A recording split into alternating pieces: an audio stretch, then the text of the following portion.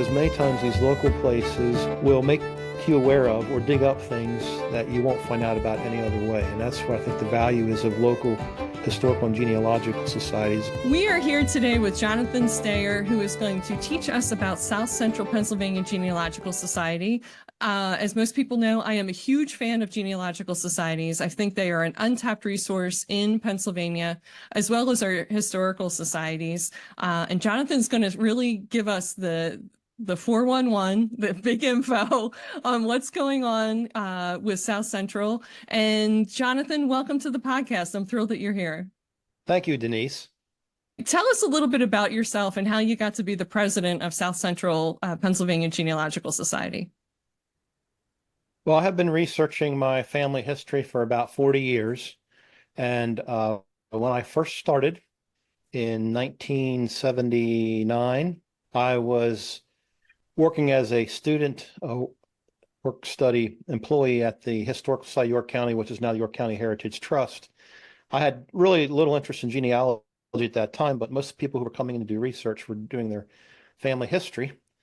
So I was helping them do their research, and I became interested in genealogy. And many of the volunteers then and now for the History Center are members of the Genealogical Society. And so they said, well, you really should become part of this society.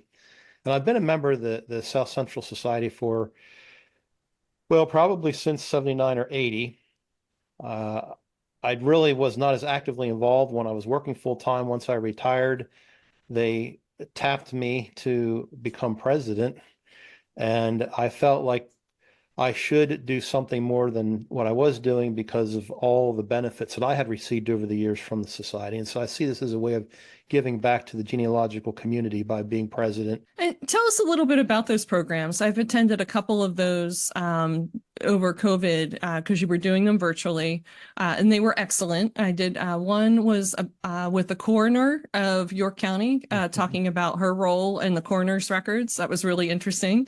And another one was one of the updates from the Pennsylvania State Archive as construction was ongoing during from 2021 through 2023. So one of those updates with the state archivist, which was also an excellent program. If people want to dig through the YouTube archives or the state archives, those are wonderful to watch if you want to trip back through history. But what upcoming programs do you have? What programs do you offer to members? We generally meet once a month on the first Sunday of the month, except for the months of July, August, and December. We generally offer two types of programs. We have speakers and sessions at the York County History Center, and we try to cover all different types of topics that might be of interest to genealogists and people interested in local history. So not only do we cover genealogy topics, but also if there's something related to York County history, South Central Pennsylvania genealogical, or South Central Pennsylvania history, we have people come and talk about that. So we've had speakers not only talk about genealogy subjects, but also things like the Underground Railroad in York County, the Civil War in York County, different religious groups. We had a speaker on the Amish. We had a speaker on languages, sessions for us, one on Indian, I think it was Native American languages, another one on Pennsylvania Dutch. Ooh. So we've had a lot of good programs. And I just want to mention regarding the state archives, in April, we had Aaron McWilliams from the state archives come and tell us about their latest, how they operate under since the new building has been opened, how genealogists can use it. So if you want a very good introduction to what you need to know before you go to the state archives, go back and look at that video, because he did an excellent job.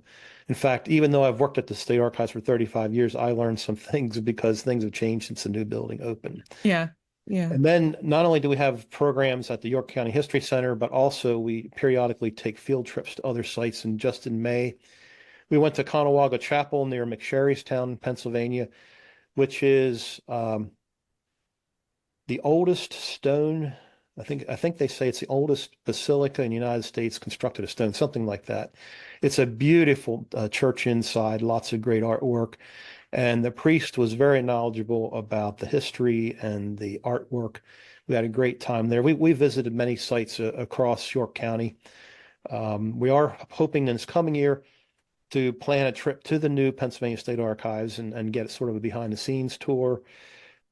The York County History Center is opening their new building this summer. We're planning to offer a program where we get a tour of that.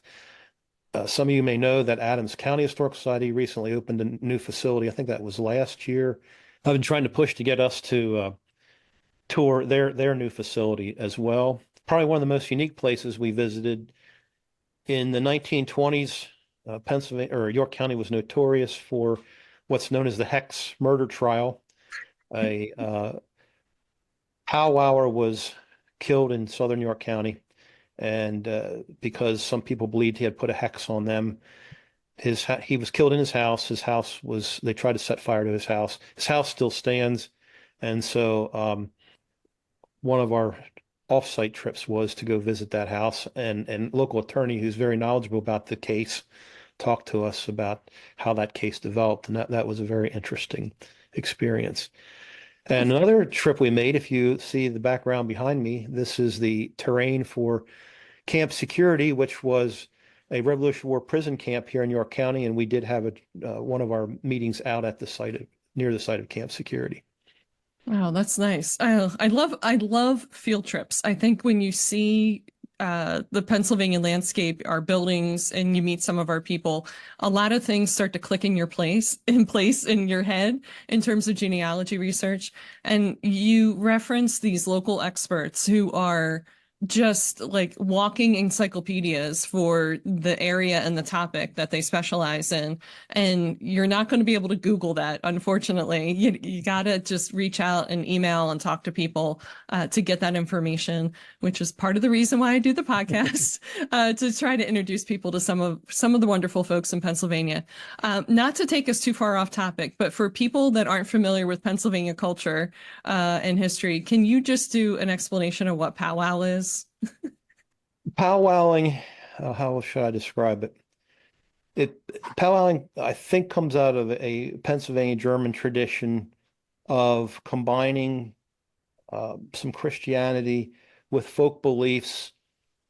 Primarily, it was used as a means of healing people from different sicknesses. If you didn't want to call a doctor, you called the powwower, and the powwower might tie a certain type of string on you, or I think one of the things they did was put copper bracelets on people. I don't know all the details like that, but and then they would read sometimes scripture verses or prayers or special incantations, and it was supposed to heal people.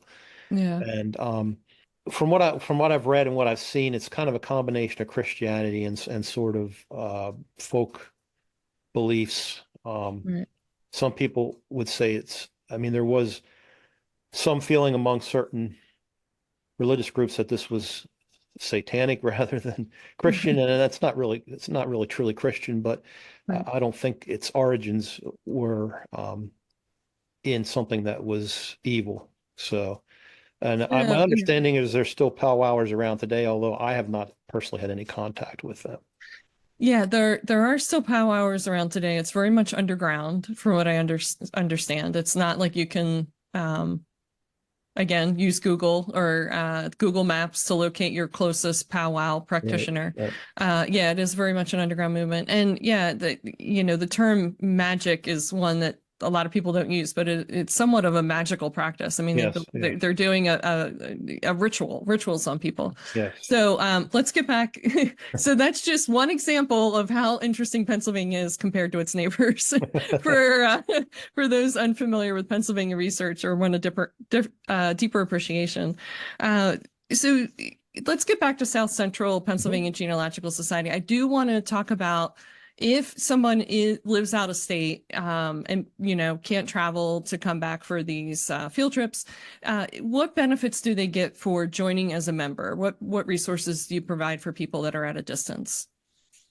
Well, we have several things. Probably what I'm most proud of are special publications where we identify particularly York County sources, although we've used some other things from other counties that are not well known, that have never been, in some cases, never microfilmed, scanned, or published anyway. We'll transcribe those and publish those.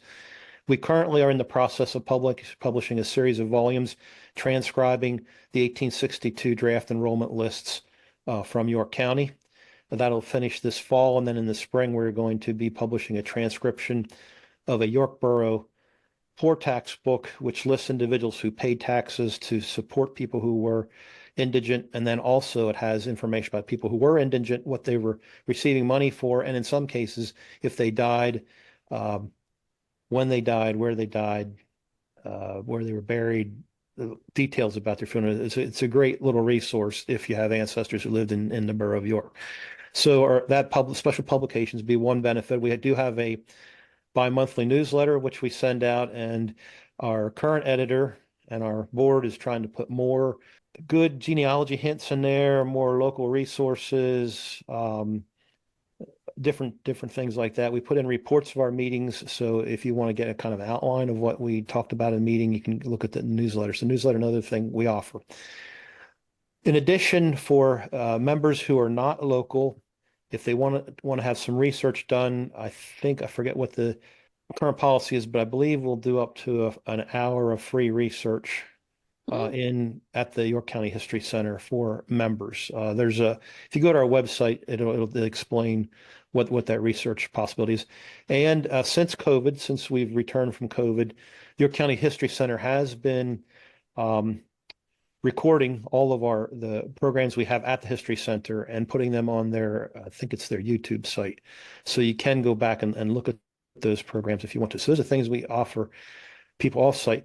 Plus, if people are members, we just recently, within the last year, set up a members only sort of, I forget what you call it, but I call it a message board. You can submit questions to this site, and members can respond, offer advice, or point you to other things, or we throw ideas around. So that's another opportunity for offsite members.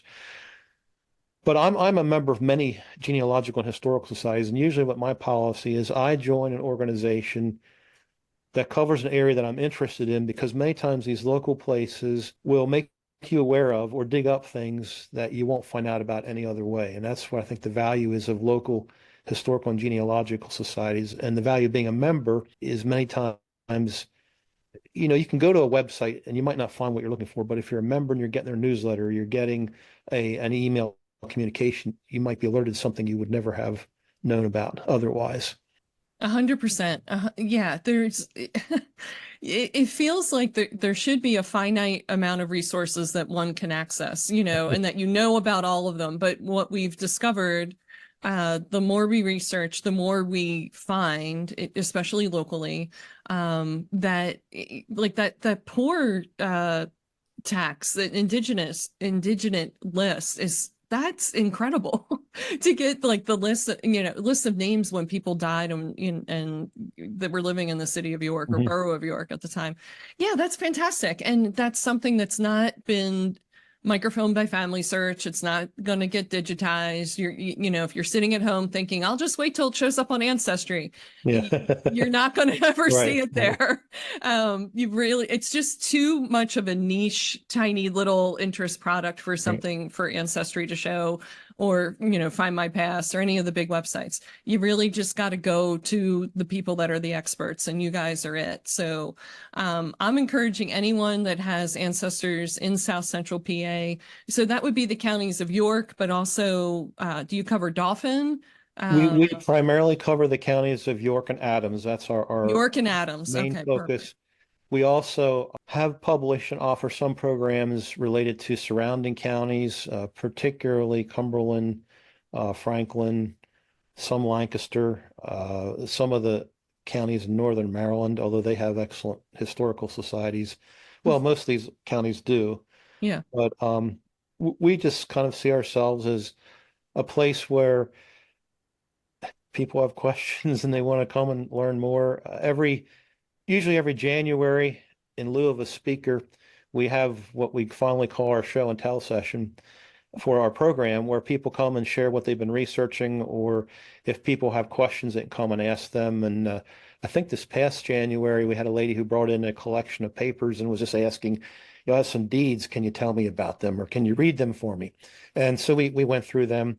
Uh, one year, a lady brought in a very nice, well, it's more than a scrapbook. It was a very nice book she did on her family, but it was more pictures and then some text about each generation and about the family. It was well done. I mean, it gave people ideas of what they could do with the material that they're collecting. So I really like that January meeting. It's a neat time to see what other people are doing, or just seeing. I mean, people sometimes bring in family heirlooms, or they bring in family photographs, and they tell about them. You learn a lot of things that way. So. I love that. Show and tell was always my favorite part of school. When when I was a teacher, I loved show and tell. It was great. One of my favorite memories being a 9-year-old boy who brought in a um, regular camera that you and I grew up with, film camera, and was astounded that when you took the pictures, they didn't immediately show up. And then, that you couldn't look at them. And then if you open the back of the camera, all the pictures would disappear. Yeah, yeah. He thought that was amazing. So I love when people talk about what they find about their ancestors, because it's the same wonder, about, how they came across this and the discoveries that they made. And it is astounding, especially sometimes we're just touched that the things made it down to us, or were revealed to us. So, yeah. Well, Jonathan, I do have ancestors in York County that I just discovered, the Locke family. So I will be joining South Central Pennsylvania Genealogy Society, and using the resources at York History as soon as they're open, to see what else I can find about these folks, because it sounds like they were some Germans who arrived on the earlier side, and settled in, an interesting bunch. So I always love researching that group. But I wanted to thank you for being on the podcast and giving us an introduction to the organization. And can you just let people know what's the best way to contact the organization, the website address, and I'll make sure to put all this in the show notes for people. Certainly. The best way to get in touch with us is through our website, which is simply the initials of our name, scpgs.org, scpgs.org. If you forget all that, just Google South Central Pennsylvania Genealogy, and it'll probably be one of the first things that comes up. There is a or I don't know, whatever you call it, a link button on our website. You can send an email to us, and the website tells you about our programs, our publications, and all those things. And we certainly invite anybody to attend our programs. Our programs are free and open to the public. And we would be delighted to have you join us as well, because it's the members. We have an all-volunteer board, all-volunteer staff. So it's the members' dues and contributions that actually keep us going, as far financially. So we don't have a big budget, but I think we do a lot of good with the little bit of money that we do have. Yeah, I think you do too. All right. Well, thank you for being on the podcast, and I look forward to talking to you again soon. Thank you for having me.